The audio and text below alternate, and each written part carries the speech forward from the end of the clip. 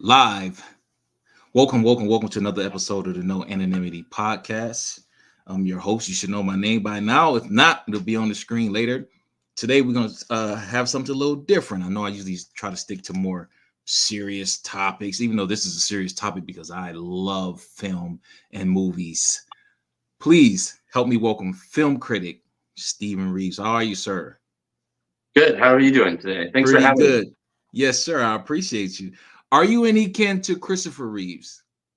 No, but there's George Reeves who played Superman on the old TV show, and he actually kind of really resembles my dad. I mean, he looks almost exactly like my father, so it could, like, I don't know, maybe the lost son or something. Don't know. Steve Reeves didn't he play the Hercules. $6 million man? He played Hercules in a lot Hercules. of the 1950s and 60s movies. In fact, if you Google my name, you'll see most of him. In fact, you won't see any me, which is fine with me. All right. Well, again, I appreciate you stopping by the show. Thanks. Just go over. We're just going to have a great. I try to make this like a conversation, unless not like an interview, because people really don't like interviews. They want it to be more comfortable and relaxing. So, explain to the layman's, or in layman terms, exactly what is a movie critic? A movie critic is someone that dissects movies on a very ground level of how the movies are made and different aspects of the movies. And we also see so many movies, like hundreds and hundreds of movies a year, that we're able to formulate an opinion of what's good and what's bad, or what could use more improvement. Well, most moviegoers maybe see 5 movies a year in theaters. We could see at least 200. And so when we say a movie's like not original, and other people say, well, yeah, no, it's a great movie, it's because we've seen 200 movies that year, and that's why that particular movie has been done so many times. Right. But that's it's dissecting it. It's an art form, and we do look at many different aspects, not just was it good or bad. But Gotcha. Now, there's no difference. Do you consider yourself a journalistic movie critic? Is that the term? Am I using that right? I try. I studied journalism in college, and I did want to become a movie critic professional. I actually never became a professional, but yeah, I try to write it as like a structure of like an article, like a journalistic article. Yes. Yeah, a journalistic art form. Okay. So when you're looking at movies, are there any particular things you're looking for, like who wrote it, the style that it's filmed in, or like, I'll give you an example. Me, when I used to go to Redbox, I could automatically look at a movie and tell if it was trash. I would just look how cheesy it was, the title, or the Z-list actors. Not all of them. It was some good ones, but some I was pretty good at, like, nah, that's gonna be trash. Then I would read the reviews, and everybody say, no, don't waste your money on this film. So is there any particular like technique you look for when you're critiquing movies? I want to be wowed. I want to see the two main things. I want to see is story and character. I want to see something that I haven't seen before. I want to see flawed characters. I want to see characters grow, and I want to see a story that's maybe not necessarily the most original, but at least they put their take on it, their originality. Those are like the two biggest things I want to see is the story and how deep it goes, and how far they push the boundaries, and also characters. And everything else is great. I love, special effects. I love cinematography and how it was shot, and definitely acting and all that. But if you don't have the characters to drive the story, if you don't have a story that's actually a spin on something that's already been done, you kind of lose me. Gotcha. Now, can a movie critic make? Well, I assume you can. It's kind of a rhetorical question. Can you guys make or break a movie? Like, you give it so many bad reviews that it doesn't do as well, and the opposite as well. If you give a lot of good reviews, does it do well, or is people going to go see it regardless? I think back in the day, more like maybe back in the 80s and 90s, that was more relevant, and people really did pay attention to reviews so much. Now most movies are critic proof, but they do still use critics quotes in advertisement. You see that all the time. They always say they have a quote from certain movie critic, or not even necessarily movie critic, because they're not as well known anymore, like Roger Ebert used to be. Yeah. And now it's usually USA Today said this, or yeah, says this, and of course they gear it toward the market. Like for Barbie, they wouldn't put like the U.S. Post on there. They would put something like Variety, or something that's going to grab that particular audience. But yeah, they still use critics a lot, and I don't know why, because you're going to go see the movie anyway. Marvel's movies are going to make a lot of money. Barbie's going to make a lot of money, regardless of what any critics say. Right.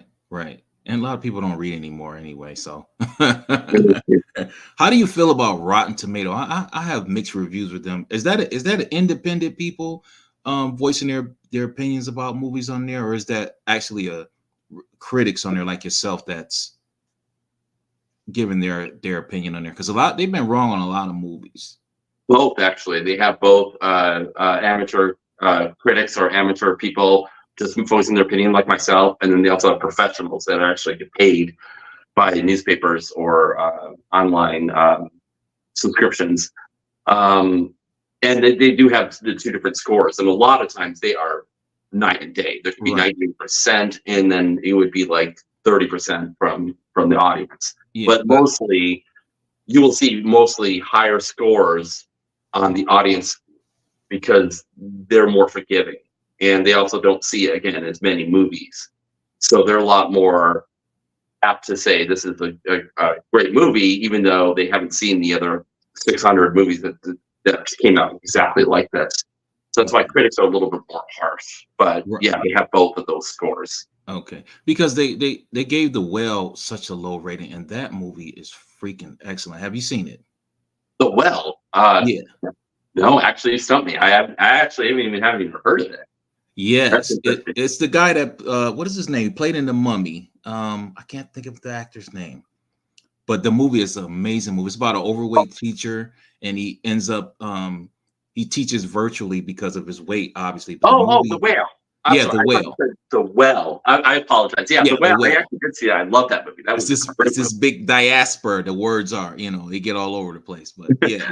yeah. No, I love that movie. I really did. And again, it's about the characters, and that movie really screamed like a play. It just felt like, and I found out, it was based on a play, but it just felt like a play because there's three main characters in only one specific room, but maybe there's a couple other shots, like outside. They were outside once or so when they're in the bedroom once or twice, but it's mainly in that one living room. And I really did like that movie. That was another one, and I think it was Brendan Fraser's performance that really drove that entire movie.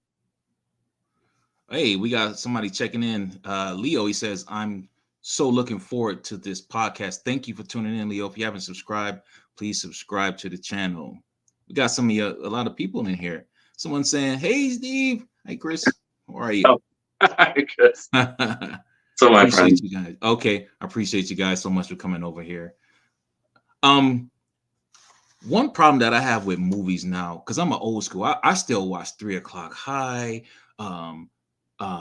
Fast Times at Ridgemont High, Back to the Future, the old spaghetti westerns. I love old nostalgic movies. The green screen stuff, like me and you had this conversation. I was talking to you about the worst movie I've seen thus far was Rebel Moon. Are they losing touch? Can we just go back to acting and we don't need all the special effects? But George Lucas got it right, but the acting still was good. How do you feel about movies from when we grew up, or when I grew up? I'm an old head, to what they're doing now. Do you think they're losing it a little bit? Oh, 100%. I'm completely anti CGI. I'd rather have practical effects any day of the week. I miss those days of the practical effects. Now there's some CGI that's really good, and even 20 years old, Lord of the Rings. It's seamless. You can't even tell Lord of the Rings actually was not a real place, the Middle Earth. Right. But then there are some CGI just like absolutely terrible. I even like the Flash, kind of just barely like the Flash, but that CGI was just atrocious, just awful. And you're right, Yeah. it's just, when it's too much CGI, and uh, it kind of ruins it for me. I do prefer the older movies Yeah. myself. Because for some reason they can't get it right with the Italian directors. They got it right with the spaghetti westerns. I could watch those all day, but the new ones I don't. I can't relate to them. It's Yeah, just the acting's not the same. The feel is not the same. It's too modern. They're trying to make it too up to date, and they should stick to how it was the old ways. they're trying to make money. That's what it is. That's Making all they're money. trying to do. They're not trying to make heart. They're not trying to make art and heart. They're trying to Right. make, and that's where and actually, I think that's where Disney is going wrong right now. Disney's last 7 movies or so have just completely bombed or barely broke even. And I think it's just because they're just trying to make money. They're not trying to put the original heart into it like they used to. Like they used to, right? With the writer's strike, you think we're gonna have a slew of good movies, or you think they're just gonna rush to put out a bunch of garbage? I think at first the garbage. I think at first they're going to try to make it for lost time, and because they did lose a lot of money. And I just kind of talked a little bit negative about Disney. Most of it, I mean, not most of it. Some of it wasn't their fault. It was the actor strike and the writer strike simultaneously. They couldn't promote their own product. Right, So, like the Marvels didn't make hardly any money, but that's mainly because the stars couldn't go out there and really promote the movie. right, So I think that they are going to, release a lot of stuff up front just to try to make us recoup something. But hopefully they'll take their time now and make a little bit better movies that people really want to see. right.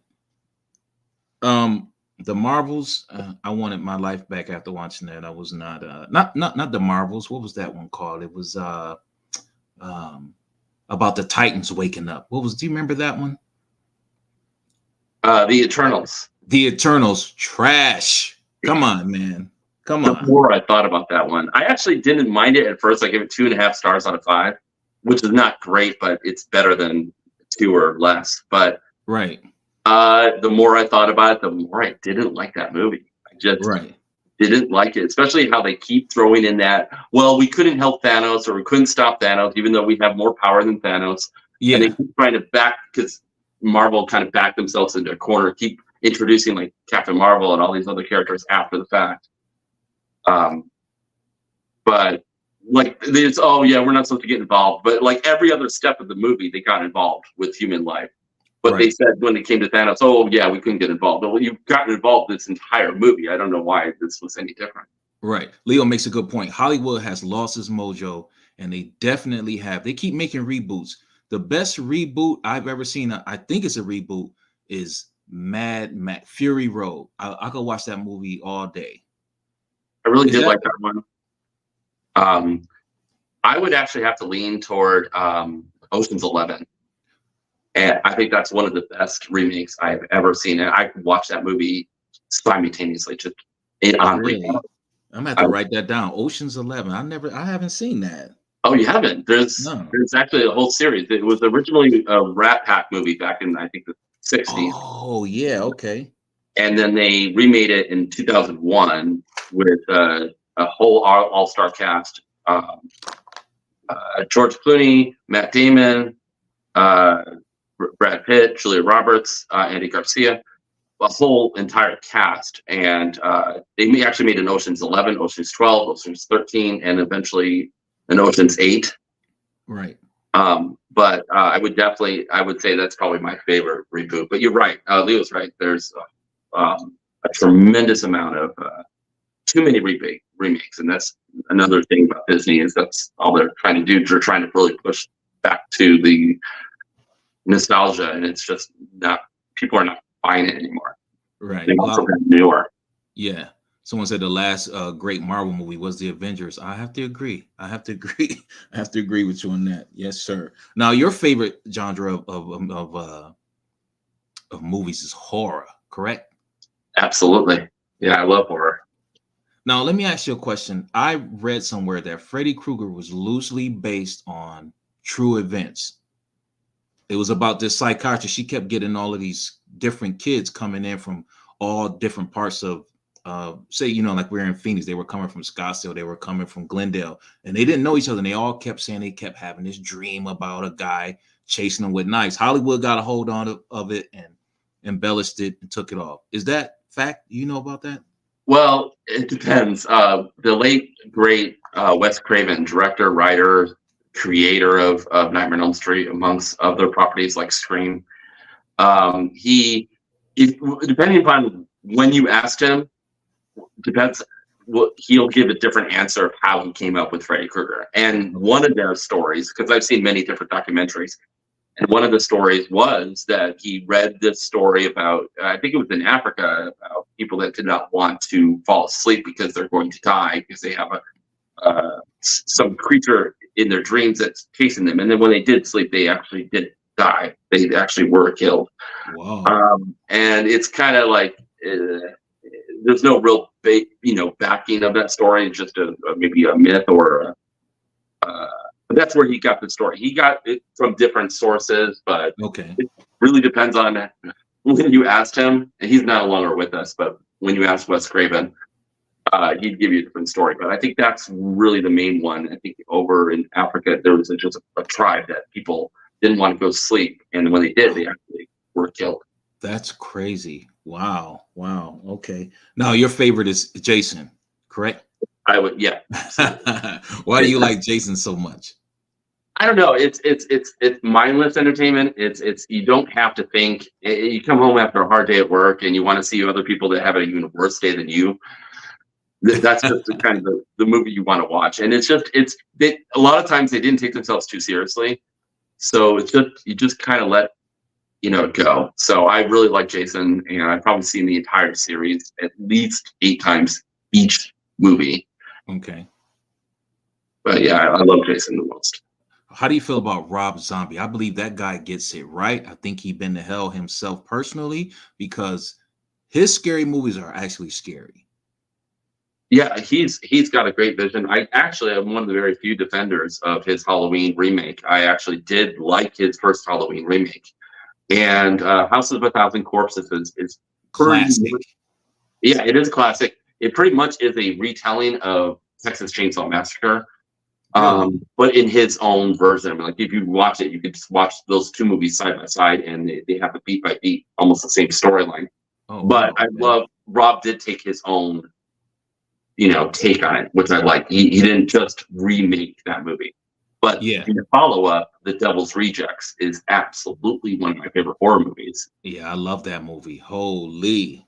And the fact that he filmed it all in light, it was almost exclusively in the daylight. Wow. So he wasn't afraid to, not go in the shadows. He really said, I'm going to show you everything, and had great characters and stuff. Right. Yeah, he definitely touched the pulse with those movies.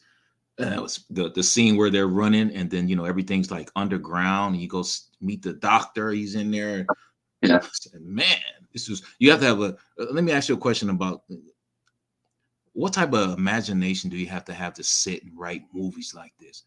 Are you do some of these movies come from real events? Are you just taking some mushrooms and thinking out loud? What kind of mind writes movies like this? Well, you're not too far off. I mean, most of Stephen King's greatest books and ideas came from when he was super high on cocaine, drunk, smoking, weed, whatever. I mean, I prefer all of Stephen King's books Right. pre-sober. Like when he was not sober was when he did his best work. But I think a lot of his ideas come from nightmares or where people Mm, see society. A lot of horror is based on society and where we are now. wow. I didn't Um, know that. Hmm. I mean, Jordan Peele, of all people, absolutely knows where we're at now. And his 3 movies have been absolutely fantastic and really deep into a time capsule if you watch it 30 years from now, where we were when those movies were released. Right. How did you feel about Jordan Peele? What was the last movie he did with the Nope. No? Yeah. I liked it. It's not my favorite of his. I did watch it a second time, and I did like it better a second time. I think there's a lot more meaning to it than I missed.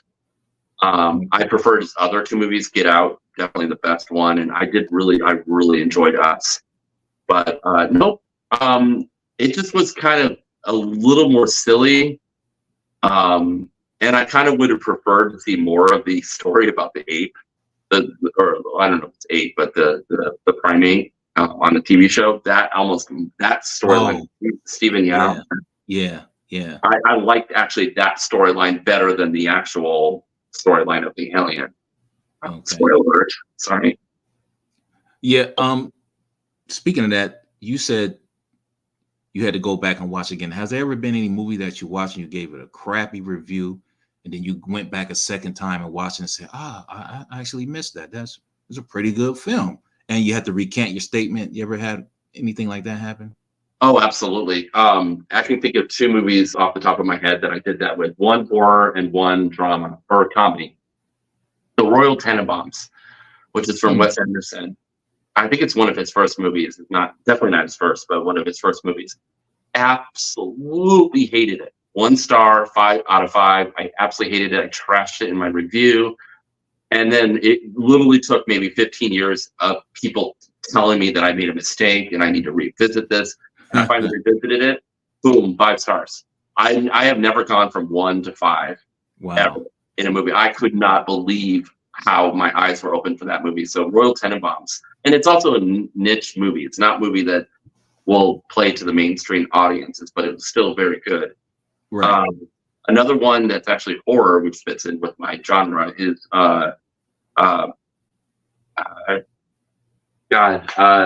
it's Maleficent. I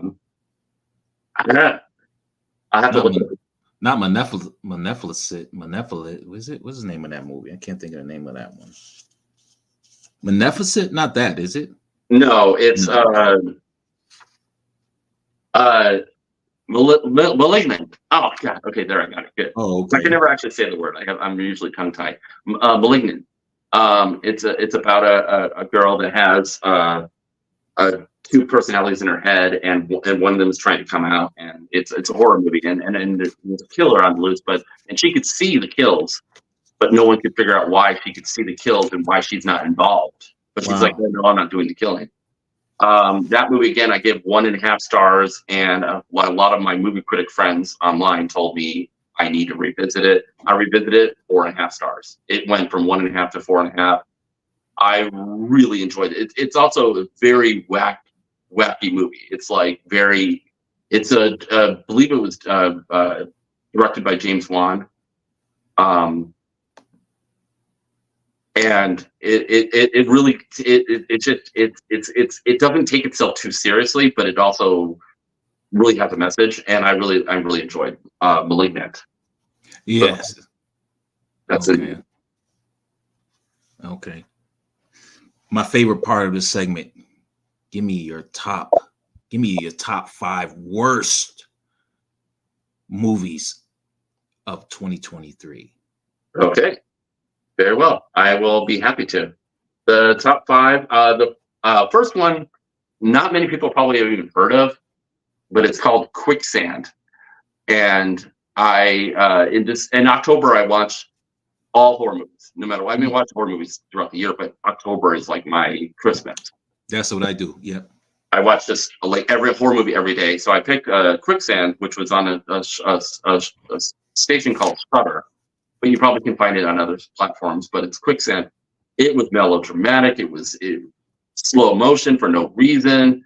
It was a Hallmark movie. It was about this couple that are breaking up, but they end up in a actual quicksand, and they have to like figure out how to get out of it. No one knows they're in there, and they're in trouble. But it literally felt like a 27-minute concept dragged out to almost 2 hours. Wow. It gets a lot of slow-mo and a lot of, oh, I need to tell you this about our relationship while they're sinking. But I did pick it because I have a natural fear of quicksand. As we grew up in the 70s and 80s, they always taught you about there's quicksand everywhere in the world. You're just going to fall into it one of these days, and you have to, like, get somebody to throw you a rope or something. So I watched it, and that was really bad. But that's probably the only one that on my list that people haven't heard of. Okay. Quicksand. That's number 5. Okay. Number 4 is the Meg 2, The Trench. Oh yes. Oh goodness, this movie was absolutely awful. I love Jason Statham, and I mean, I not every one of his movies is great, and in fact, my number 10 is Expendables 4, which is another one of his movies. But The Trench, I mean, I didn't even like the first one, but I still give it 2 stars out of 5. This one was just absolutely ridiculous, and not to spoil it, but one of the worst scenes in this entire movie or concept was that he believes if he could blow out his sinuses, he could walk under 2,000 feet underwater, just walk without any protection, as long as he just blow his nose. I'm like, are you kidding me? But the worst thing is, like, the first, like, of the 90 minutes or whatever it is, the first 70 minutes, it's just like much of hardly any action, hardly anything happening until they finally get to the end stage where all the creatures come out loose. It's very boring. It's actually very boring. Yeah, I saw that one. And speaking of water movies, we could throw this one in there. I think it was Jaws 3. The freaking helicopter blows. The shark eats the plane. Jaws eats the plane. We think he's dead. He swims all the way over to the shore. He gets on shore. He has a dry shirt on. Yeah. What? Actually, I put that in the review that the Meg 2 actually made Jaws: The Revenge, which is what you're talking about. Yeah. It made Jaws: The Revenge actually watchable. How boring and horrible the Meg 2 was. And it unfortunately made enough money that they're probably going to make a Meg 3. But there's a whole bunch of novels that they're based on, so they won't run out of ideas, unfortunately. My number 3 is a movie that no bottom 10, I should say, should be without. Fast X.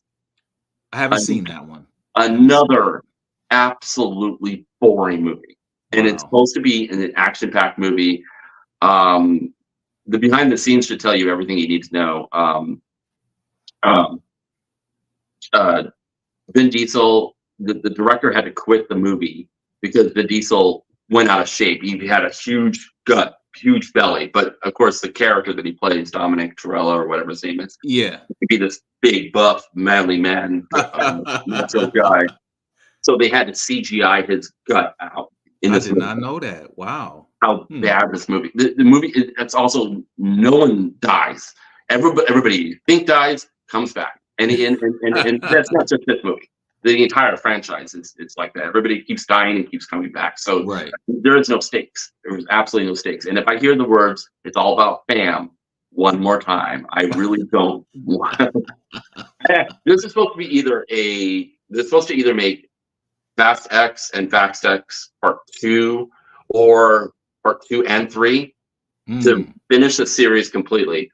And after watching this movie, I literally just, I don't care anymore. I've seen every one of the 11 movies. There's 11 if you include Hobbs and Shaw. Oh, wow. It's a spinoff. I've seen every one of the 11 movies, and now I literally don't care how this ends. I don't want to see anymore. Who is keeping those movies alive? Is it these young kids with the lowrider cars, that car club? Because I don't understand who's watching these movies. I think so, and it was a lot of what really helped the movie was Paul Walker, and then unfortunately when Paul Walker passed, that movie shot into $1 billion territory. So of course they just said, okay, we need to keep making these movies. Wow. But ever since Paul Walker passed, that was number 7, Furious 7 or something. Ever since then, it literally has gone straight downhill to the point it is unbearable to watch. I mean, they went to space in the last movie. And even that movie was not as bad as Fast X. Fast X is just, I can't even describe it. I don't even remember it as much as I can. I don't want to.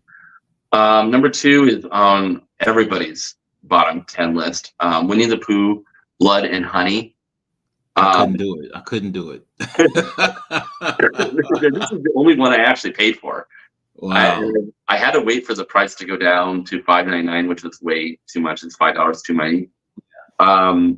I just wanted to see it because everybody's how bad it is and everything. And I put it number 2 worst of the year, but technically it wasn't filmed terribly. Yeah.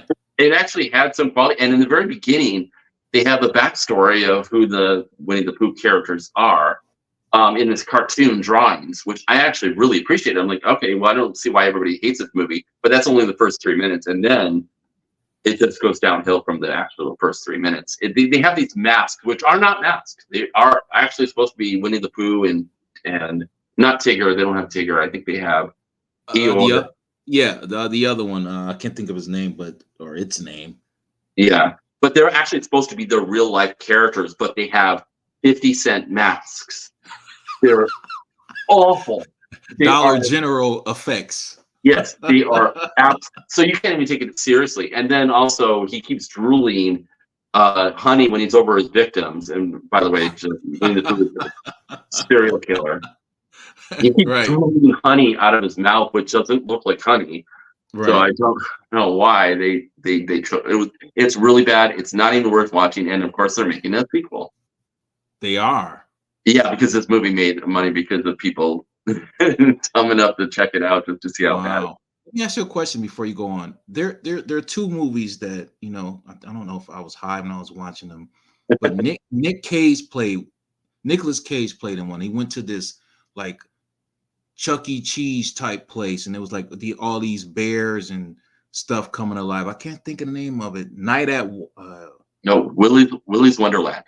Okay, and then it's another one that came out. It was called Five Nights at Freddy's. I like that movie. Which one? Five Nights at Freddy's. I like the Willy's Wonderland a little bit more, but I didn't mind Five Nights at Freddy's. It wasn't great, but I didn't mind it. I thought it was decent. I never played the game. It's a game. Yeah. It's a 10-year-old game now. I believe it's 10 years old now. It's been really famous. It's mostly about jump scares. Like you are the main character in the movie. You are the guy that's a security guard at night, watching over this now to close down Freddys Fun Place or whatever it's called. Yeah. And basically you're going through the night watch and they keep jumping out at you like it's just jump scares. I haven't played the game. I've never played any of the games. There's many of them. There's like 5 or maybe 10 of them. But I thought the movie was decent. I love seeing Mary Stuart Masterson, who played the kind of the villain, the female villain. And I love seeing Matthew Lillard back. I mean, it's always a pleasure to see him. Hey, someone said that game is nice. I'm gonna have to check it out. Is it a PS5 game? Can I watch it on YouTube or something? You probably can. Oh, you can definitely watch it on YouTube. People playing because it's been around since probably beginning of Xbox and those. Yeah, it's definitely something you might want to check out. Okay. But the Willy's Wonderland, I really did enjoy that because Nick Cage, who is known for his outburst, didn't speak a word in this movie, and he was very restrained. But he's also just did his job like he's supposed to do, even with all this madness of all these creatures coming alive.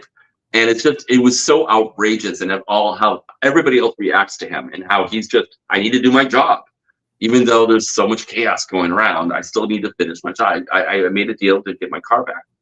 I've seen it twice. I actually introduced my dad to it. And okay. Liked it too. Why are those 2 movies so similar? Because Five Nights at Freddy's was in production hell for, I think, the 10 years. They've been wanting to make this movie for 10 years, but there was rights issues, and they never got off the ground. And so they actually made 2 movies that were very, very similar to Five Nights at Freddy's, and I can't actually think of the other one. But Willy's Wonderland is one of the more famous ones. So in the meantime, while Five Nights at Freddy's was trying to figure out their issues, now it paid off. Five Nights at Freddy's was a massive hit, which was weird because it was released both simultaneously on streaming as it was in theaters, and it still made like $150 million and $200 million on probably a $10 million budget. Of course, they're making sequels to that. There's going to be other Five Nights, but there's also other storylines of Five Nights at Freddy's, because if you know the storyline, it was the closed down Chuck E. Cheese, and you're focusing on that sleep guy, the guy that wants to keep going in his dreams to figure out who killed his or took his brother. Yeah, who took his brother? Right, right. That's only one story. There's all these other restaurants that also closed down and also having troubles. So the sequels could go any which direction because they have all these other different Freddys places. Wait, so there's going to be a sequel to that? Yeah. Yeah. No, it was such a massive hit. It was one of the biggest horror movies of all time, actually, honestly. Really? And it was unbelievable too, because I watched it at home because it was free on streaming. I didn't know why I needed to go to the theater. But I think it's mainly because it has a built-in audience. It had all the kids that's been playing the game for 10 years. Yeah. And they've been waiting for this movie for 10 years. So it was a massive hit. No one predicted that, period. Oh, wow. Okay. Yeah, I watched it on Free Movie Cinema. I'll say this is pretty good. I actually like it. Yeah, it was actually well done. Yeah. Okay. Yeah, you were at number 6? No, I thought you wanted me to do the bottom 5. So I did the one 5 through 2, and now I have the number 1 worst movie of the year. Okay. Now this movie is probably going to be in my top or bottom 10 of the decade of how bad this movie is, and we're only at the time, only 3 years or 4 years into it if you count 2001, 2, and 3. We're only 4 years into the new decade, and this is definitely going to be in the top or bottom 10 of the whole decade. The Exorcist Believer. Exorcist Believer. Which is a direct sequel to the original Exorcist that came out 50 years ago last year. I didn't see that one. I've never heard of that one. Oh, okay. Well, they made The Exorcist, Exorcist 2, The Heretic, Exorcist 3, and then they made 2 prequels simultaneously for the original Exorcist. So this is kind of technically the 6th movie in the franchise, which technically should never have been a franchise. After the original Exorcist, it should have been one and done. Right. But they brought back the original actress who actually read the script and said she did not want to do this movie because it was such a horrible script and terrible movie. Wow. And they had to keep throwing more and more money at her, and she finally agreed to do this movie. She's the original actress from the first movie, back in 1973. But she only agreed to do it because she wanted to give all that money to charity. Oh, I think it was a scholarship, but to her charity. But even then, she even said on camera or in interviews, "This is a terrible script. This is a terrible movie. I'm only doing this for the money." And yes, lo and behold, not only was it a bad movie and badly received, they even fired the director who was supposed to film 3 of these. He was supposed to film 3 Exorcist movies. Wow. And the first one was not necessarily a bomb. It didn't bomb at the box office. It didn't make as much as they wanted it to, but it was so horribly received, and it's a lot of people's number 1 or bottom number 1, like mine. And to give the movie credit, the movie starts off actually not bad. In fact, it's actually very interesting. There is 2 girls that go missing, and one single father of one of the girls, and then there's a couple of parents of the other girl, and they're not friendly with each other, but they have to kind of work together to try to find their girls. They've been missing for 3 days. But that was the first 40 minutes of the movie. I have not seen a movie in such a long time that nosedived after those first 40 minutes. It just crashed, and it kept getting worse and worse and worse. And I hate to use this word, but the movie became very woke. In other words, the first movie was all about the Catholic Church trying to exorcise the demon. In this one, they want to be friendly to everybody. So it's not just the Catholic Church. It's also Christians. It's also Buddhist. It's also scientists. It's also atheist. Everybody has to be involved to exorcise these demons. And it's like, then everybody has to be like all friendly to each other. Oh, well, you're a scientist. You don't believe in God, but we love you. Go ahead. You try. I know you're an atheist. So you try. Oh, you're a born again Christian. You try. And it's ridiculously bad. It's hilariously bad, with even bad special effects, bad editing. It's just, there's nothing redeeming about this movie. And one of the worst things about it is that the studio paid $400 million for the rights. Jeez. For the rights to this IP. Mm. And the first movie didn't bomb. It made about 150 million or so, I believe, if I'm not mistaken. So it didn't bomb, but they were expecting the first movie to make 400, 500, 600 million dollars easily. Jeez. And it only made 150. So they even fired the director, who was actually pretty hot, coming from the latest Halloween trilogy. He wrote and directed the original, the last Halloween trilogy. And he was supposed to do it again with this movie, but this movie is just terrible. It's not recommended. It's not even. It's so bad it's good. It's really, really bad.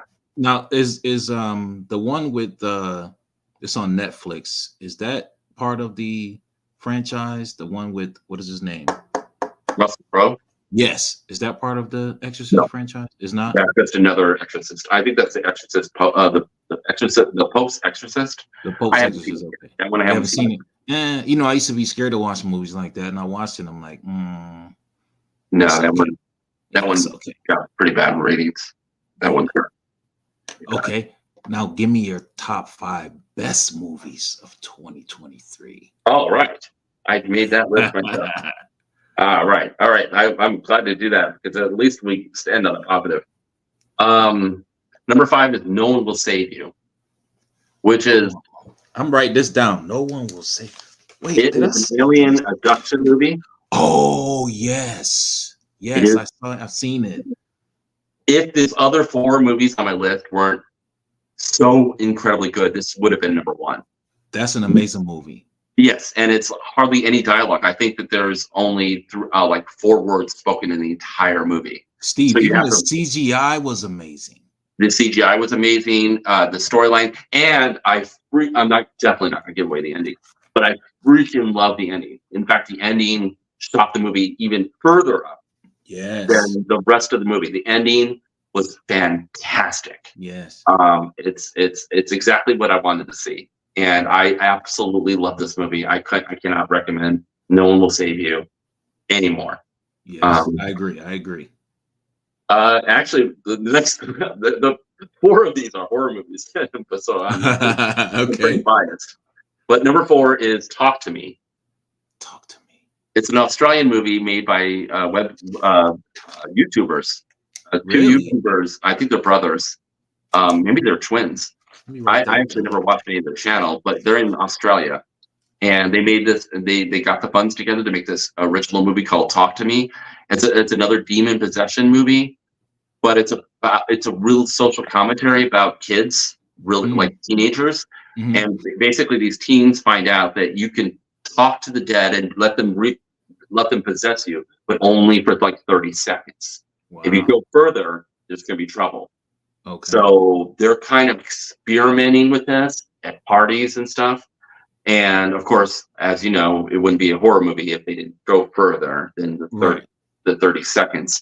So it is an extremely original movie, very graphic, unbelievable what they did with such a low budget. And again, this is another smash hit. I think it made for $5 million or less, or I don't know exactly, but it made over $60 million. So it made more than 10 times it. And of course, there are sequels for this too. And it was like a lot of last minute things that they did in this movie to make this movie. And everything worked. Everything worked, including the ending. So I would highly recommend Talk to Me, especially if you like any kind of horror movies. And 2 brothers that just worked on YouTube literally just made a movie. The very first one out the gate was a slam dunk. Wow.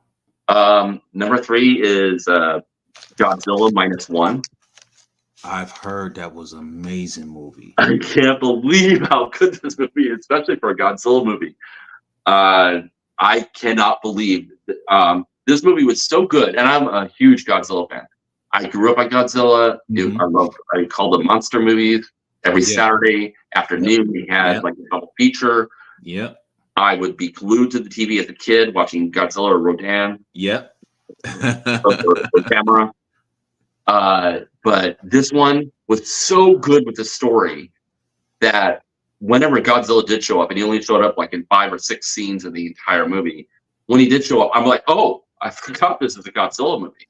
Yeah. I literally forgot that Godzilla was in this movie because the story is so flipping good. Wow. It takes place basically right after World War II.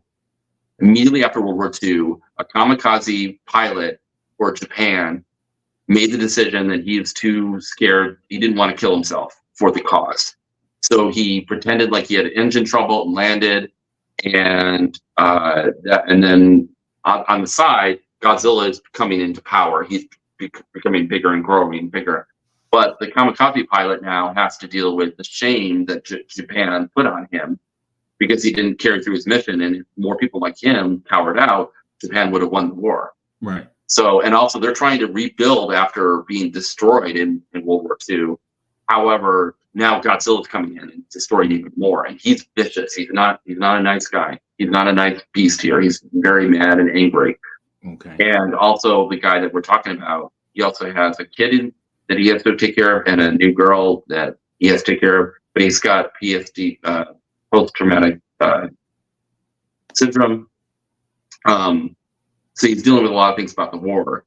But again, you were dealing with this guy who has a PTSD, I think it is. Yeah, PTSD. And he's also dealing with a child that he has to take care of and a girl. And is it all subtitles? It is subtitles. Okay. It is subtitles. But all the while, again, Godzilla just keeps showing up and wreaking havoc and everything. They have to figure out what to do with Godzilla. But I'm like, no way, I want to go back to the story. I want to go back to about this guy and his family that he kind of inherited. And, right. It was much more interesting. But even then, Godzilla looked amazing. And this movie was shot on a $5 million budget. And of course, it's made 10 times more than that. Wow. But it was only $5 million and it looked great. And in fact, you look at any Disney movie today, they all cost $250 million and they don't look anywhere near as good as Godzilla Minus One. Right. Is this Godzilla going to tie into the New Kingdom, or is it something totally different? Totally different. Totally different. Completely different. So, number 2 is one that it's hard to explain because it's an Argentinian film that is also on the streaming service Shudder, but I'm sure you can find it other places. It's called When Evil Lurks. When Evil Lurks? Yes, When Evil Lurks. And again, I don't know. This is funny. One of my least favorite subgenres of horror is possession. Demon possession, haunted houses, supernatural. Yeah, me too, man. I try to stay away from that stuff for some reason. Well, this one is one that is about some kind of possession, but there's a complete backstory that they're not telling you up front. You have to watch this entire movie, and they just slowly but surely give you what the backstory is. Basically, somebody gets possessed, and if you and this possessed person will cause havoc or destruction or kill somebody, but you can't kill them because if you kill them, then the demon is released into the world, and you don't want that. Right. And so these people are trying to figure out what the lore is, and it's a really, really, really good movie, very gory. I can't believe how much I love this movie, but When Evil Lurks is definitely my second favorite movie of the year. Okay. Now the first one is absolutely biased. I am 100% biased on this one. Mission Impossible: Dead Reckoning Part 1. I am one of the biggest fans of the Mission Impossible series. In fact, that is my favorite franchise. Really? Is Mission Impossible. My favorite horror franchise, as you pointed out before, was Friday the 13th with Jason. Okay. But my favorite overall franchise is the Mission Impossible, and not many people will agree with me, but it's the only series in history that has progressively gotten better with every single installment. It's now on number 7, and I like number 1 a lot, but I like 2 barely, a little bit more. I like 3 a lot more, 4 more, 5 more, and then every single installment now to number 7. This is the best one, and it's even just part 1 of 2. They're making another one. Oh wow! Okay. But it has a lot of heart. It has a lot of humor. It's technology. A lot of technology. A lot of spy. A lot of like camaraderie between the characters. Heart. You actually feel like you tear up in some spots, and even though it's part 1 of 2, it doesn't leave you on a cliffhanger. It literally, if the franchise ended now, you would be satisfied, you'd be okay, and walk away. And Tom Cruise did that on purpose. He didn't want to leave you, oh no, and then the screen goes blank, or it's you, and the screen goes blank, and you have to wait 2 or 3 years to reveal who the killer is. No, he finished it in a nice. Even though the story can definitely continue, and it is going to, but I'm very biased. I admit it, but I love the Mission Impossible series, and I've already seen it 4 times. And it's it's also an almost 3-hour movie.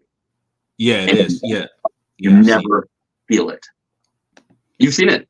Yeah, I've seen it. I'm trying to figure out how are they going to make a part 2 if they killed that guy. I don't want to give it away, but I mean, how are they going to make?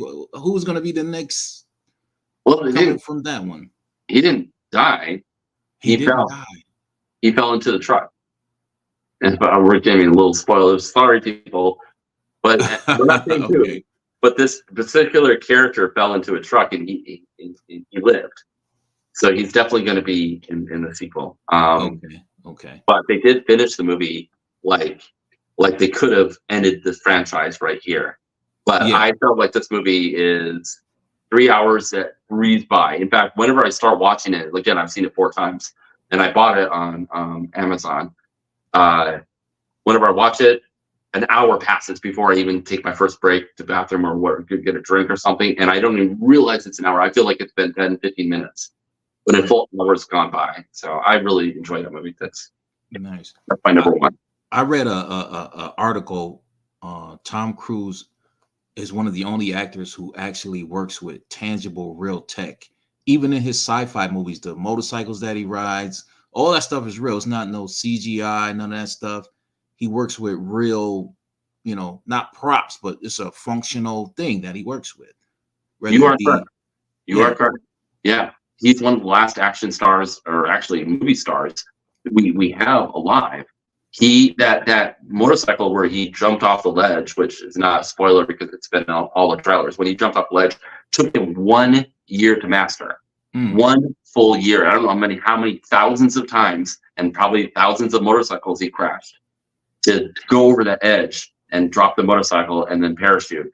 He did, but it took a full year just to do that. Now he did do a little bit of CGI because if you notice the rough terrain of going off that cliff, he could not. That would have been Mission Impossible right there. He could not have rode that motorcycle off that cliff with all those rocks. He would have just fell over. That would have been reality. So in reality, there was a actual ramp built, and they had to CGI that ramp out, but just for safety reasons.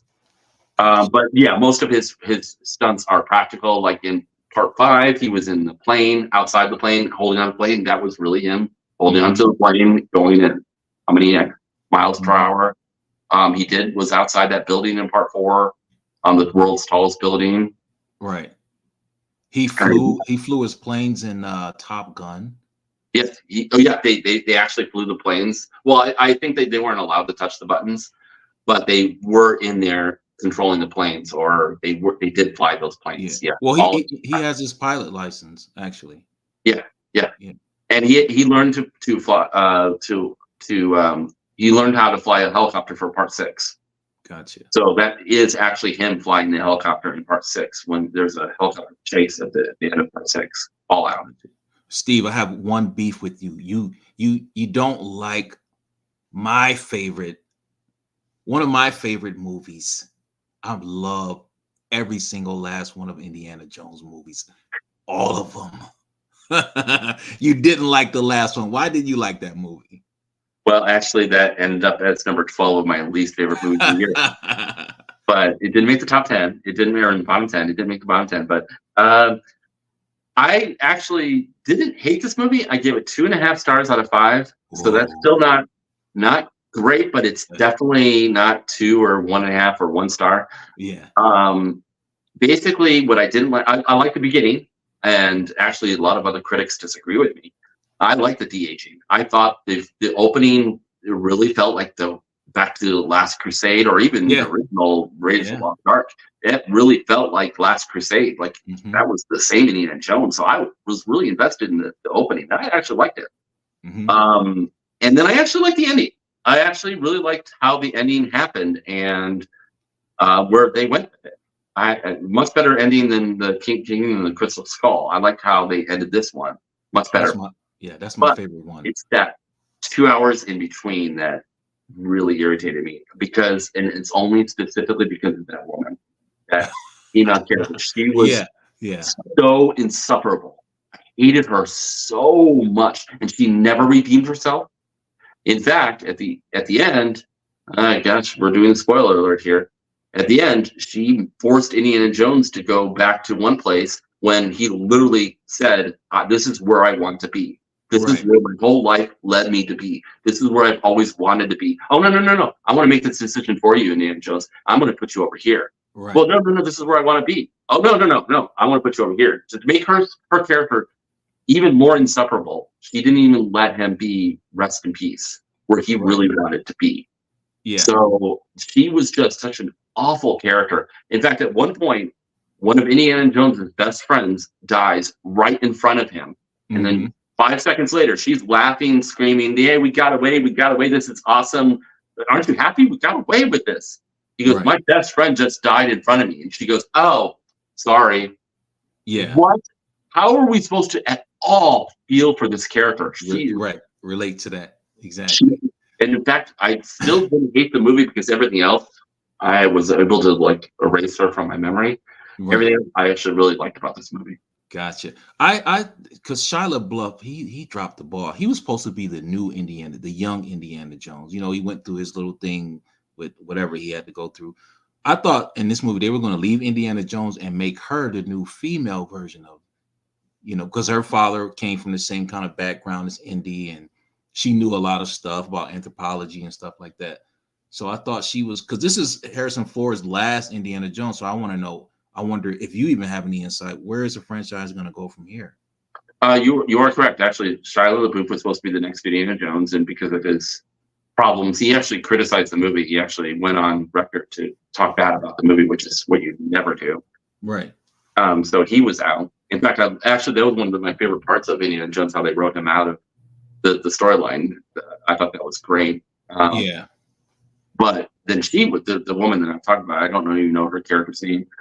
She was supposed to be the next Indiana Jones Mm. type character for the franchise going forward. But Hmm. because of the enormous backlash, because I'm not the only one that felt bad about her, the enormous backlash, and even she's got her the actress herself. I think she got death threats and she got hate mail.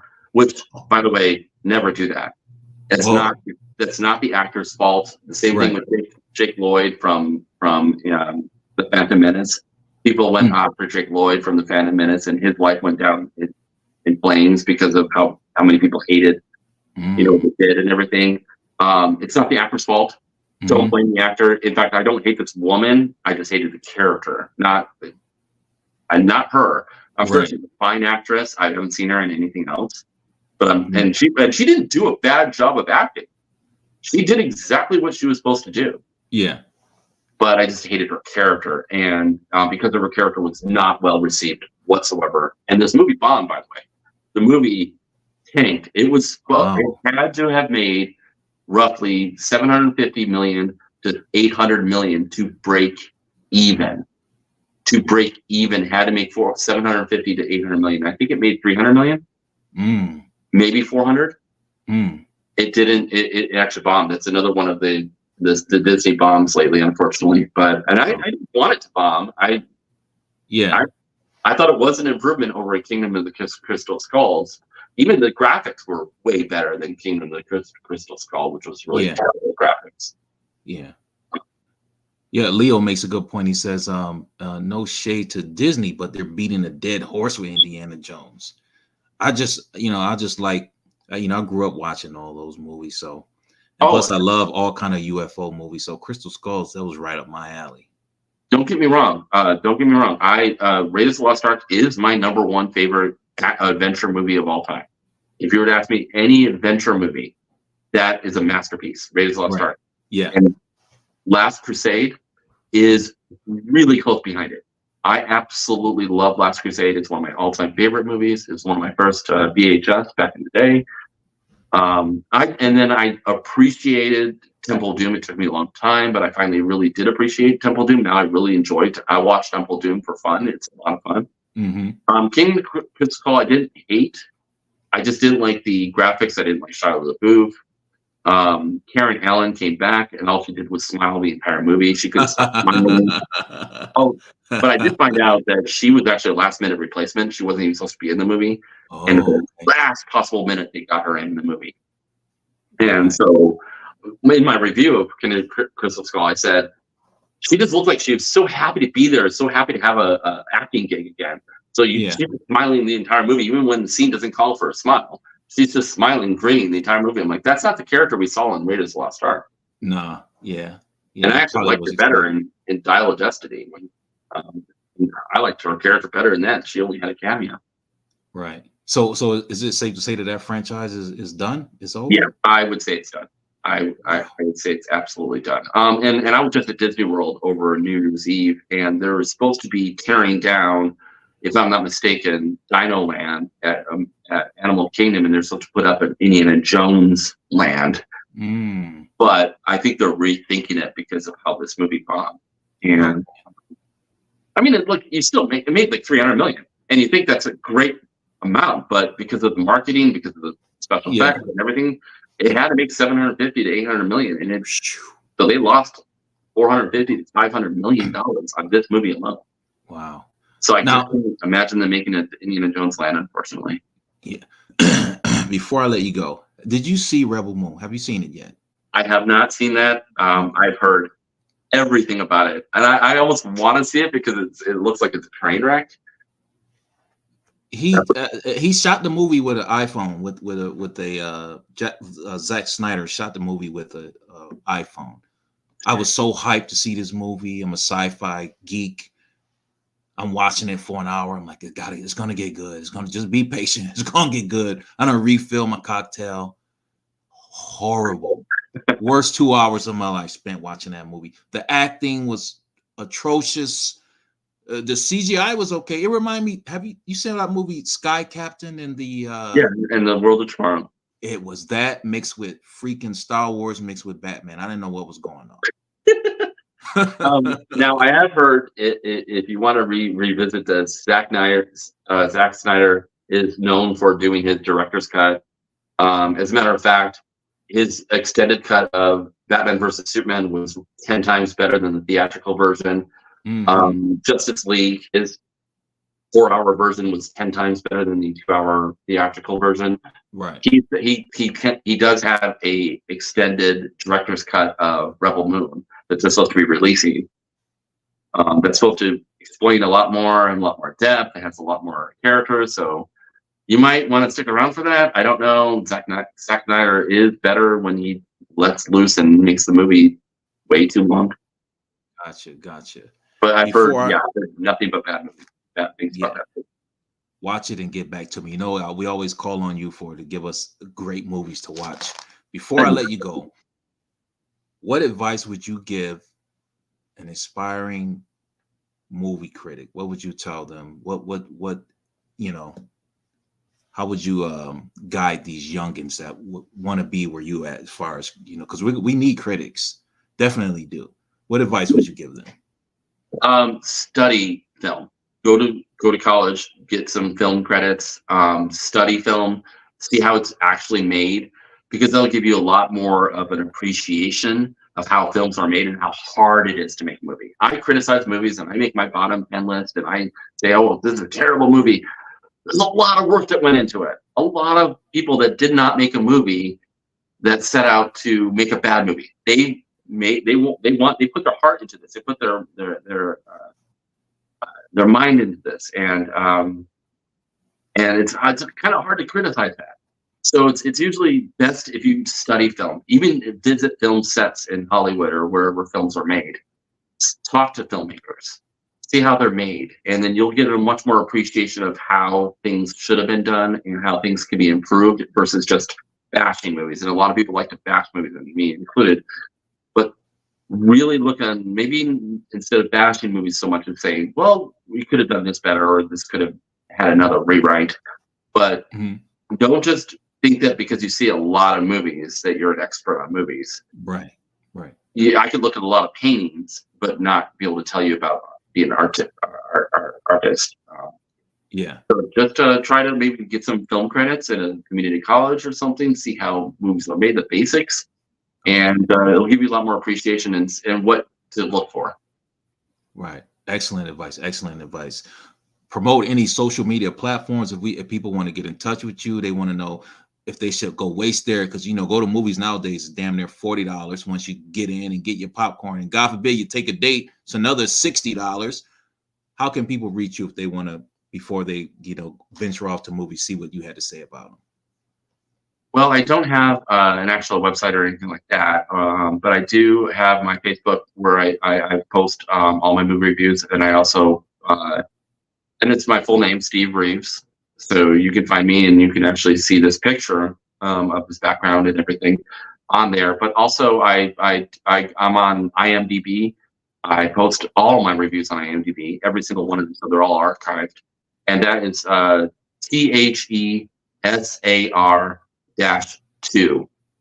So if you do a search for THESAR-2, you'll see any one of my reviews. There's over 3,000 or close to 3,000. Wow. Gotcha.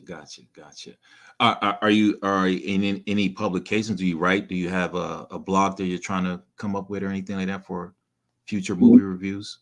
Not yet. I think you should get a YouTube channel. Get a YouTube channel, man. I'd love to. This is my first video on YouTube, so maybe I appreciate your expertise, and that's a niche thing that you can do and get people come over there. I promote it. I'm big on promoting anything people have going on this channel, and I think you do really well with it, because again, like I said, when I used to go to Redbox, before I bought that movie, I would go to the reviews and see what people saying. Like, okay, no, I'm not going to waste my money on that. So you play an important part in society. I appreciate you so much for coming over here, spending your time with me. Anytime you want to come back and talk movies, let me know. Thank you. I really appreciate it. It's nice to meet you. Sir. You too. Thank you. And with that being said, I appreciate you, and have a great weekend. Thank you. You too. Yes, sir. All right. And we're signing out of here. That was the movie critic Steve on the check-in. Good conversation. You can reach him at his social media platforms. You want to know what's going on with some of the latest movies. I always call on him to see what should I watch and what shouldn't I watch. Great conversation. Don't forget to like, comment, subscribe to the channel. And until next time, peace and love.